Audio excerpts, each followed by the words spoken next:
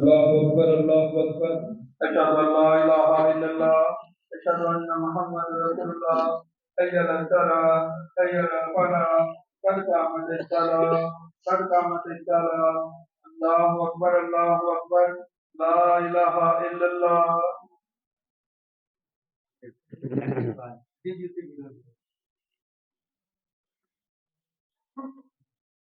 Safin terus kali salah satunya.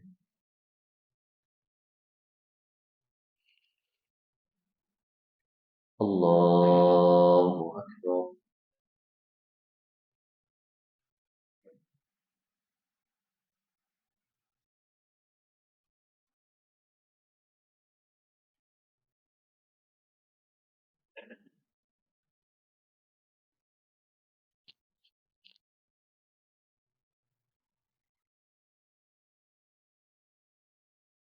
الحمد لله رب العالمين الرحمن الرحيم مالك يوم الدين إياك نعبد وإياك نستعين اهدنا الصراط المستقيم صراط الذين أنعمت عليهم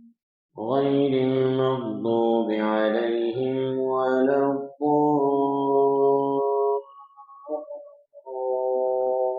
الضالين آمين.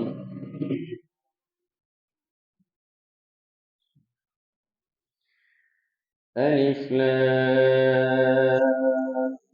ميم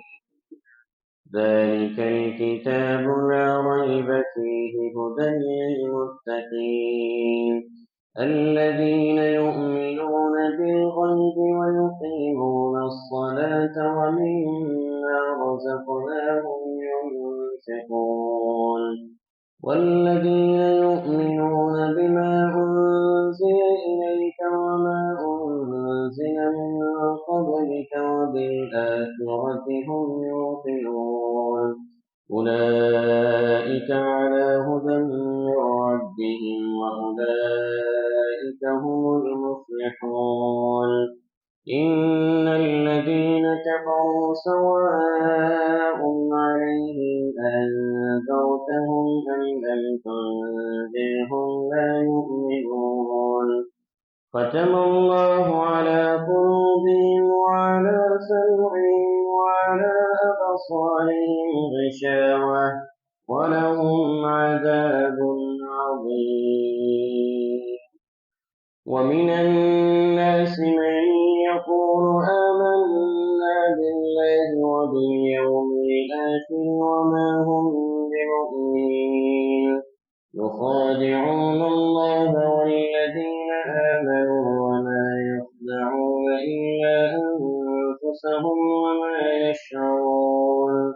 في قلوبهم مرض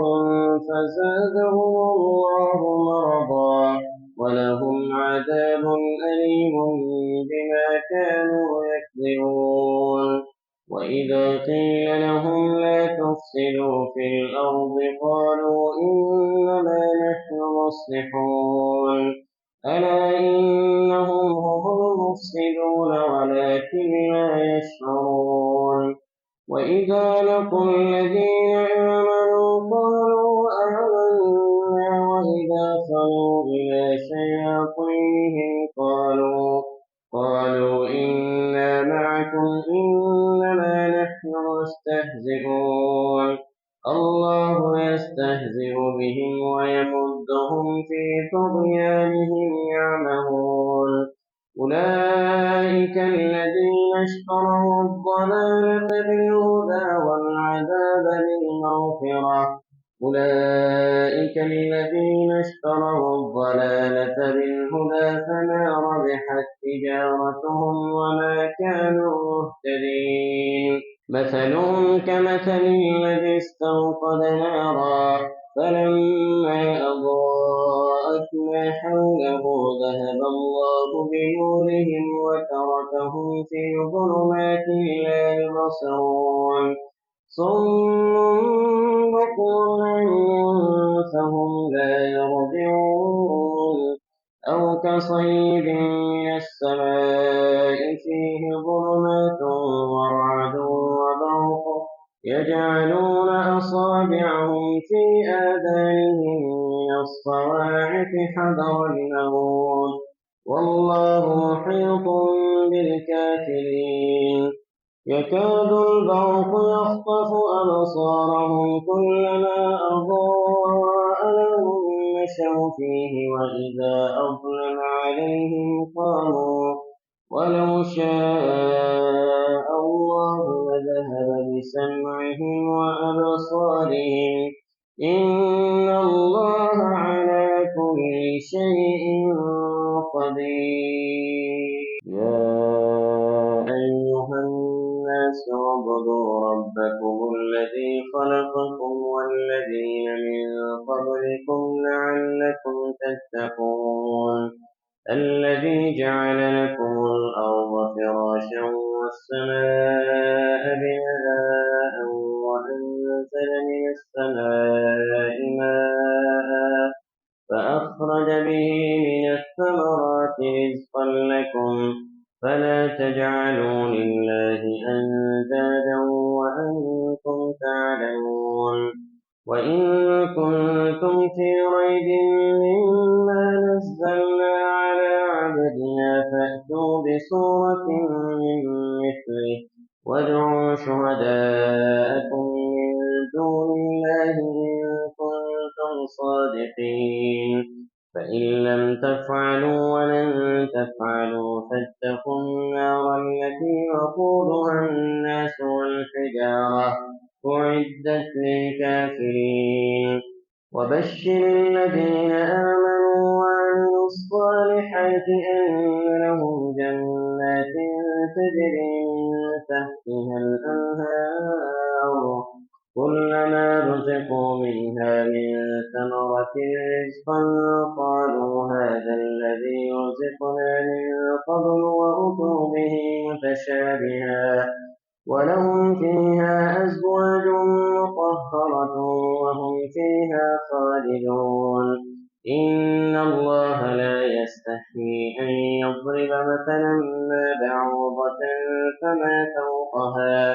فأما الذين آمنوا فيعلمون أنه الحق من ربهم وأما الذين كفروا فيقولون ماذا أراد الله بهذا مثلا يضل به كثيرا ويهدي به كثيرا وما يضل به إلا الفاسقين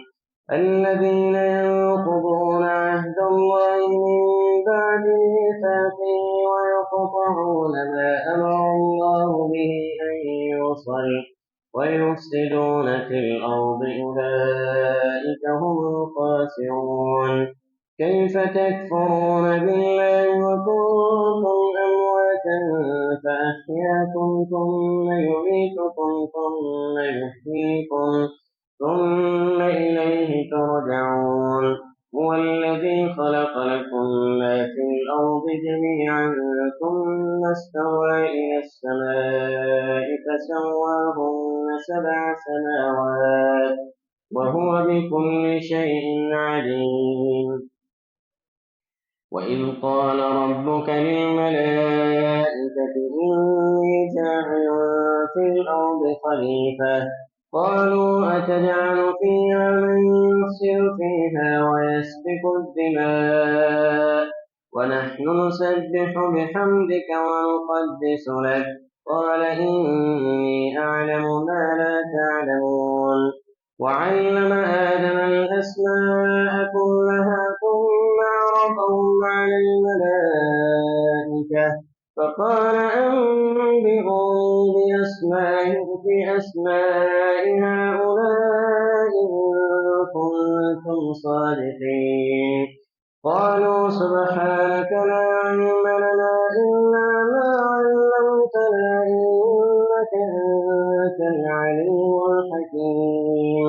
قال يا آدم أنبئهم بأسمائهم فلما أنبأهم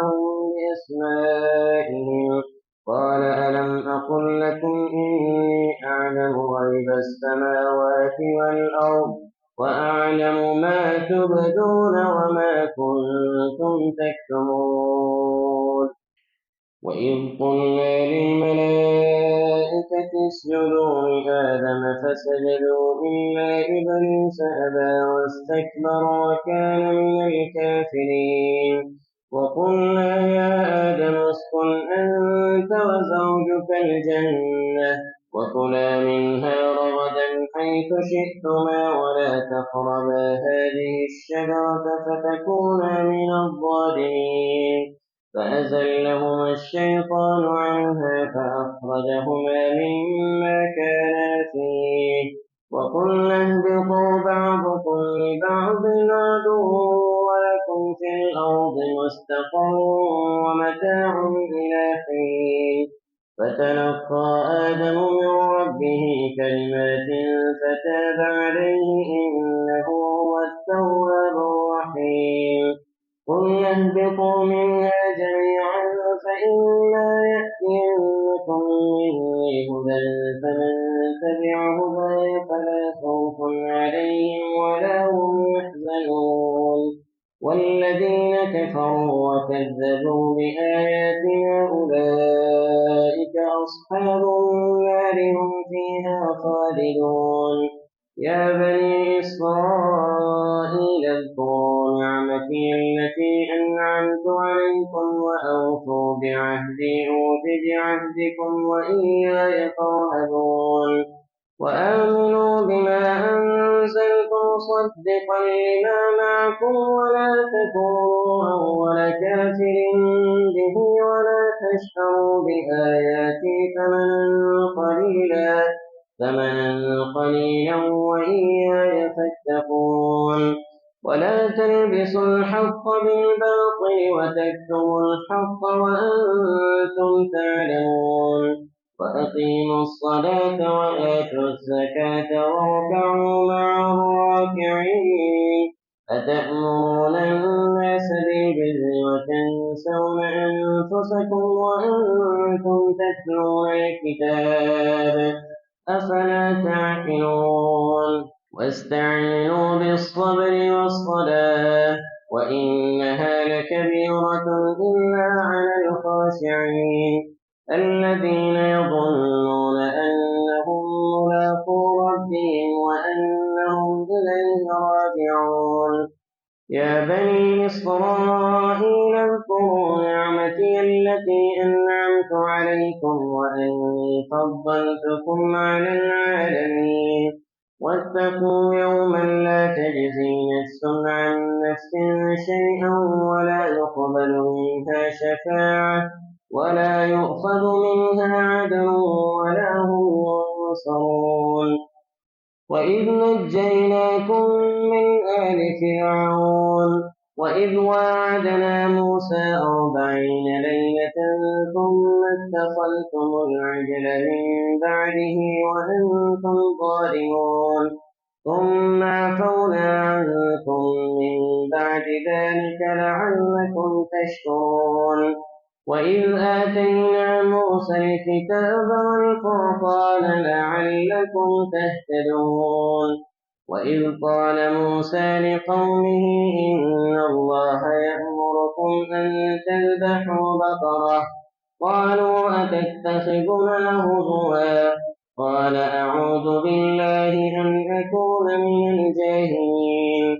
قالوا ادع لنا ربك يبين لنا ما هي إن البقرة شابه علينا وإنا إن شاء الله لمهتدون. قال إنه يقول إنها بقرة صفراء فاقع لونها تسر الناظرين. قالوا ادع لنا ربك يبين لنا ما هي إن البقرة شابه علينا وإنا إن شاء الله لمهتدون. قال إنه يقول إنها بقرة لا ذلول تثير الأرض ولا تسقي الحرث مسلمة لا شية فيها قالوا الآن جئت بالحق فذبحوها وما كانوا يفعلون وإذ قتلتم نفسا فادارأتم فيها والله مخرج ما كنتم تكتمون فقلنا اضربوه ببعضها كذلك يحيي الله الموتى ويريكم آياته لعلكم تعقلون ثم قست قلوبكم من بعد ذلك فهي كالحجارة أو أشد قسوة وإن من الحجارة لما يتفجر منه الأنهار وإن منها لما يشقق فيخرج منه الماء وإن منها لما يهبط من خشية الله وما الله بغافل عما تعملون أفتطمعون أن يؤمنوا لكم وقد كان فريق منهم يسمعون كلام الله ثم يحرفونه من بعد ما عقلوه وهم يعلمون وإذا لقوا الذين آمنوا قالوا آمنا وإذا خلا بعضهم إلى بعض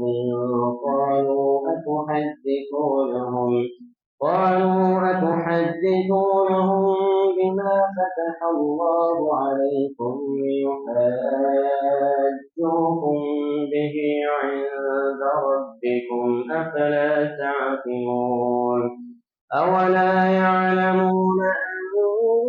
الله يعلم ما يسرون وما يعلنون ومنهم أميون لا يعلمون الكتاب وإنهم إلا يظنون فويل للذين يكتبون الكتاب بأيديهم ثم يقولون هذا من عند الله ليشتروا به ثمنا قليلا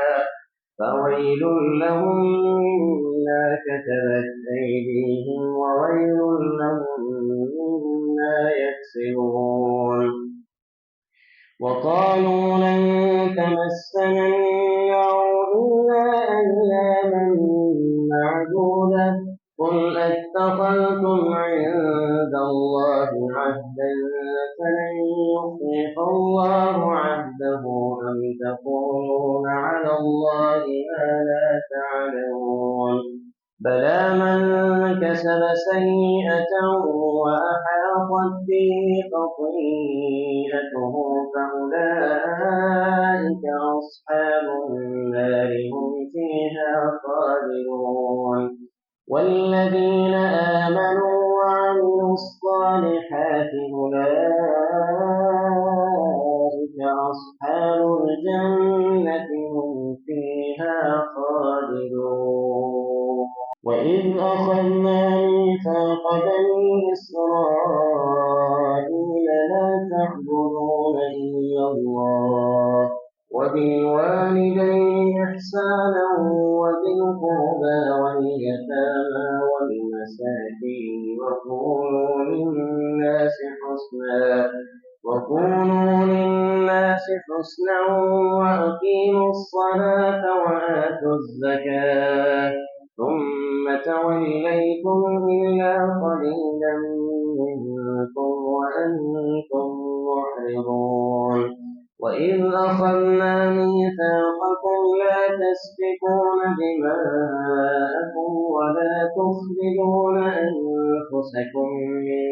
دياركم ثم أقررتم وأنتم تشهدون ثم أنتم هؤلاء تقتلون أنفسكم وتخرجون فريقا منكم من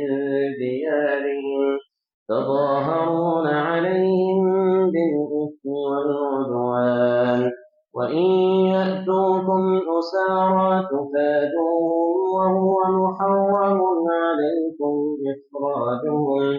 أفتؤمنون ببعض الكتاب وتكفرون ببعض فما جزاء من يفعل ذلك منكم إلا خزي في الحياة الدنيا ويوم القيامة يردون إلى أشد العذاب وما الله بغافل عما تعملون أولئك الذين اشتروا الحياة الدنيا بالآخرة فلا يخفف عنهم العذاب ولا هم ينصرون ولقد آتينا موسى الكتاب وقفينا من بعده بالرسل وآتينا عيسى ابن مريم البينات وأيدناه بروح القدس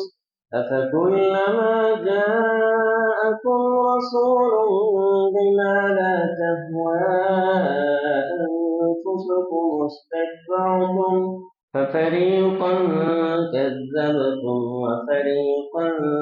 تقتلون ولما جاءهم كتاب من عند الله مصدق لما معهم وكانوا من قبل يستفتحون على الذين كفروا فلما جاءهم ما عرفوا كفروا به فلعنة الله على الكافرين بئس ما اشتروا به أنفسهم أن يكفروا بما أنزل الله بغيا أن ينزل الله من فضله على من يشاء من عباده فباءوا بغضب على غضب وللكافرين عذاب مهين وإذا قيل لهم آمنوا بما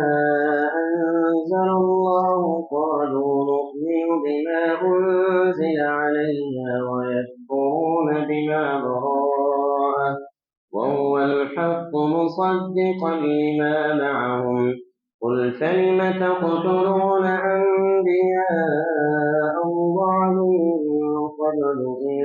كنتم مؤمنين ولقد جاءكم موسى بالبينات ثم اتخذتم العجل من بعده وأنتم ظالمون وإذ أخذنا ميثاقكم ورفعنا فوقكم الطور خذوا ما آتيناكم بقوة واسمعوا قالوا سمعنا وعصينا وأشربوا في قلوبهم العجل بكفرهم قل بئس ما يأمركم به إيمانكم إن كنتم مؤمنين قل إن كانت لكم الدار الآخرة عند الله خالصة من دون الناس فتمنوا الموت إن كنتم صادقين ولن يتمنوه أبدا بما قدمت أيديهم والله عليم بالظالمين ولتجدنهم أحرص الناس على حياة ومن الذين أشركوا يود أحدهم لو يعمر 1000 سنة وما هو بمزحزحه من العذاب أن يعمر والله بصير بما يعملون قل من كان عدوا لجبريل فإنه نزله على قلبك بإذن الله مصدقا لما بين يديه وهدى وبشرى للمؤمنين من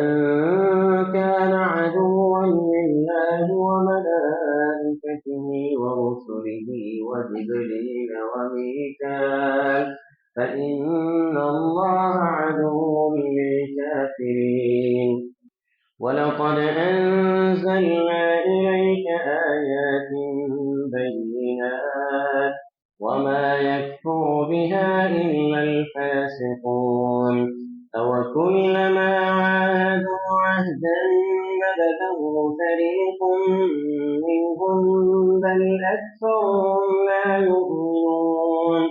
ولما جاءهم رسول من عند الله مصدق لما معهم نبذ فريق من الذين أوتوا كتاب الله وراء ظهورهم كأنهم لا يعلمون واتبعوا ما تتلو الشياطين على ملك سليمان وما كفر سليمان ولكن الشياطين كفروا يعلمون الناس السحر وما أنزل على الملكين ببابل هاروت وماروت وما يعلمان من أحد حتى يقولا إنما نحن فتنة فلا تكفر فيتعلمون منهما ما يفرقون به بين المرء وزوجه وما هم بضارين به من أحد إلا بإذن الله ويتعلمون ما يضرهم ولا ينفعهم ولقد علموا لمن اشتراه ما له في الآخرة من خلاق ولبئس ما شروا به أنفسهم لو كانوا يعلمون ولو أنهم آمنوا واتقوا لمثوبة من عند الله خير لو كانوا يعلمون يا أيها الذين آمنوا لا تقولوا راعنا وقولوا انظرنا واسمعوا وللكافرين عذاب أليم ما يود الذين كفروا من أهل الكتاب ولا المشركين أن ينزل على خير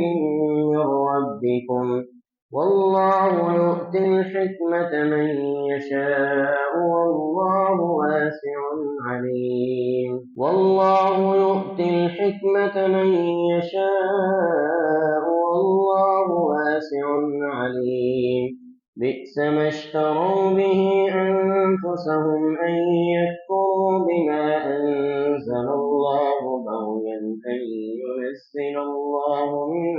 فضله على من يشاء من عباده فباءوا بغضب على غضب وللكافرين عذاب أليم ما يود الذين كفروا من أهل الكتاب ولا المشركين أن ينزل على خير من ربكم والله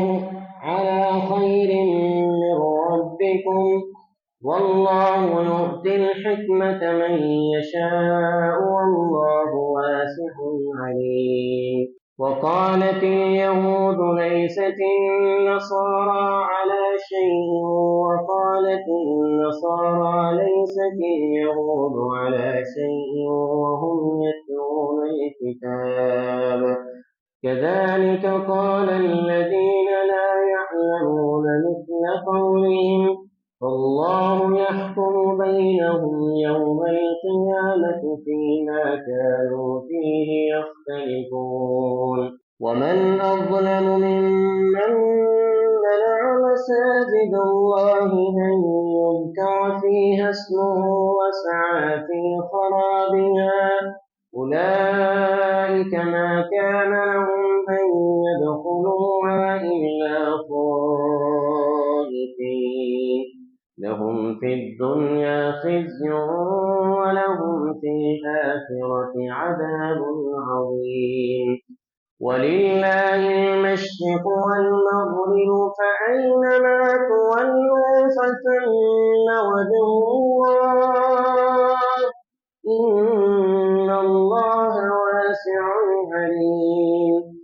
وقالوا اتخذ الله ولدا سبحانه بل له ما في السماوات والأرض كل له قانتون بديع السماوات والأرض وإذا قضى أمرا فإنما يقول له كن فيكون وقال الذين لا يعلمون لولا يكلمنا الله أو تأتينا آية كذلك قال الذين من قبلهم مثل قولهم تشابهت قلوبهم قد بينا الآيات لقوم يوقنون إنا أرسلناك بالحق بشيرا ونذيرا ولا تسأل عن أصحاب الجحيم ولن ترضى عنك اليهود ولا النصارى حتى تتبع ملتهم قل إن هدى الله هو الهدى ولئن اتبعت أهواءهم بعد الذي جاءك من العلم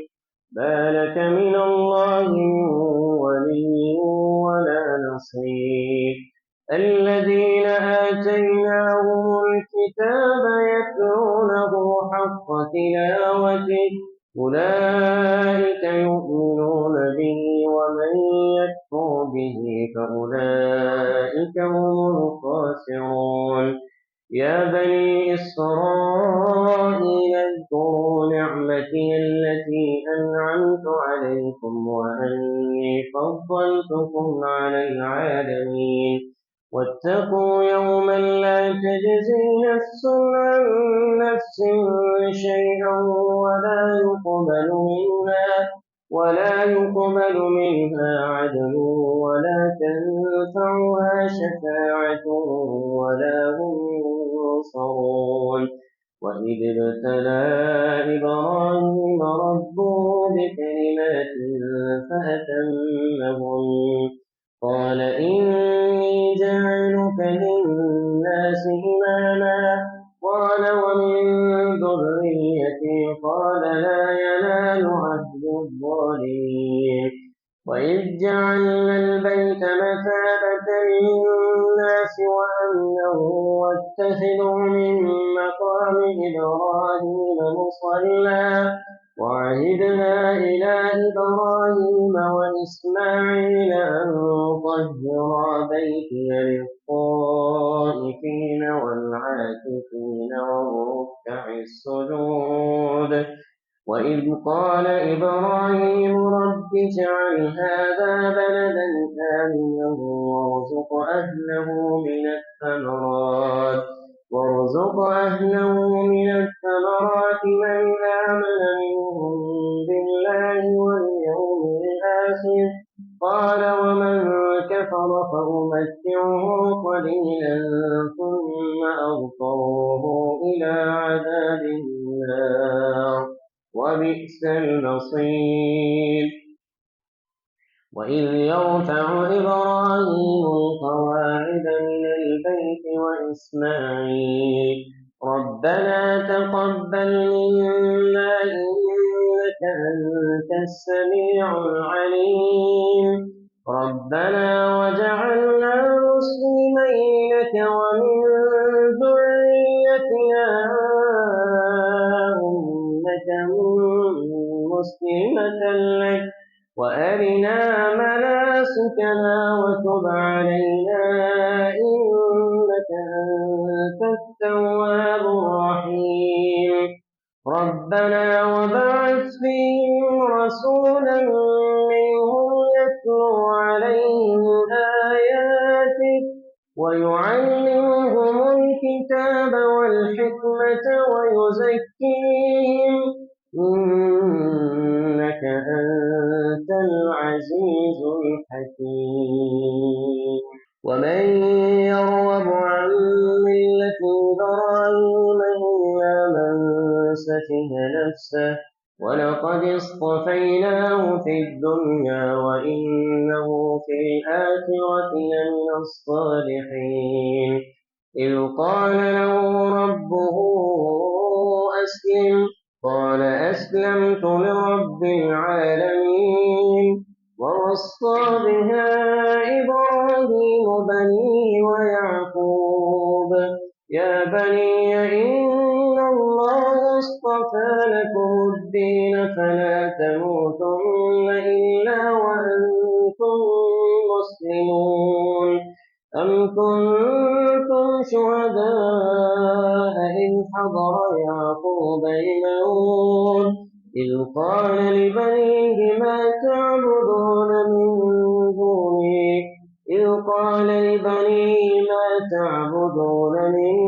بعدي قالوا نعبد إلهك وإله آبائك إبراهيم وإسماعيل وإسحاق إلها واحدا ونحن له مسلمون تلك أمة قد خلت لها ما كسبت ولكم ما كسبتم ولا تسألون عما كانوا يعملون وقالوا كونوا هودا أو نصارى تهتدوا قل بل ملة إبراهيم حنيفا وما كان من المشركين قولوا آمنا بالله وما أنزل إلينا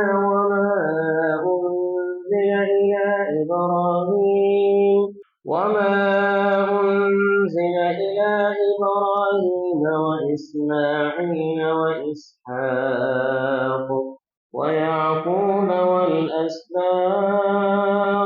وما أوتي موسى وعيسى وما أوتي النبيون من ربهم لا نفرق بين أحد منهم ونحن له مسلمون فإن آمنوا بمثل ما آمنتم به فقد اهتدوا وإن تولوا فإنما هم في شقاق فسيكفيكهم الله وهو السميع العليم صبغة الله ومن أحسن من الله صبغة ونحن له عابدون قل أتحاجوننا في الله وهو ربنا وربكم ولنا أعمالنا ولكم أعمالكم قل أتحاجوننا في الله وهو ربنا وربكم ولنا أعمالنا ولكم أعمالكم ونحن له مخلصون أم تقولون إن إبراهيم وإسماعيل وإسحاق ويعقوب والأسباط كانوا هودا أو نصارى أم تقولون إن إبراهيم وإسماعيل وإسحاق ويعقوب والأسباط كانوا هودا أو نصارى تلك أمانيهم